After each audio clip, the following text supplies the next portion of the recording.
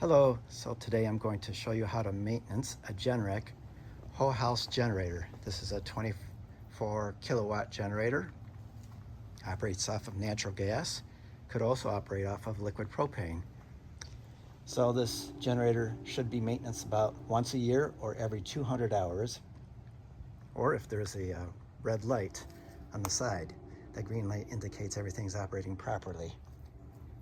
So a yellow light would mean that you should schedule a maintenance call, but a red light means something's wrong and it won't work when you need it to.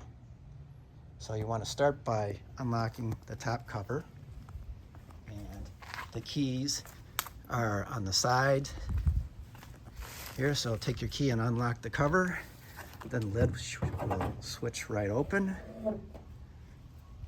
Then the next thing you want to do is take off the front cover. So this slides right off. Then you want to, there's a couple bolts that hold on the side cover that expose the battery compartment. And get one less bolt here to remove.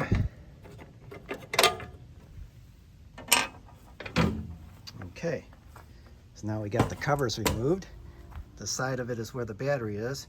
Part of your maintenance is you're going to want to take these battery cables off and clean the battery terminals just like you would in any regular automotive vehicle.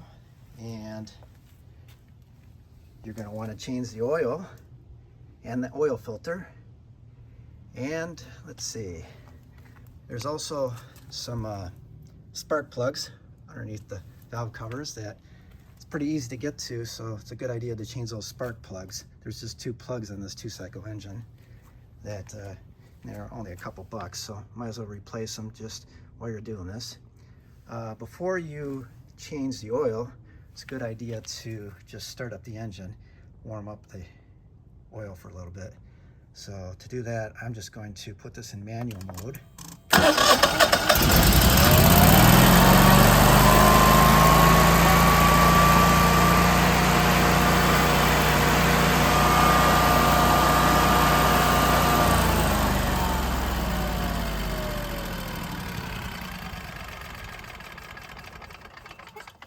So after it's run for a few minutes to heat the oil up, just hit the red button to stop it, and always remember to put it back into auto to get it back into auto service mode.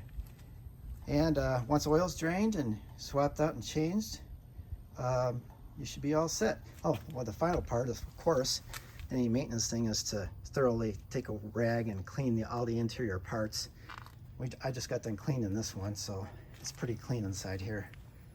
And then after you put the covers back on, clean the outside. And of course, whenever you do maintenance, it's a good idea to keep a log of the date that you did the maintenance and write how many hours are on the generator. So in this case, we got 8. We got plenty of time left in this one. It's a relatively new generator. So that should be it for doing a maintenance on these whole house generators.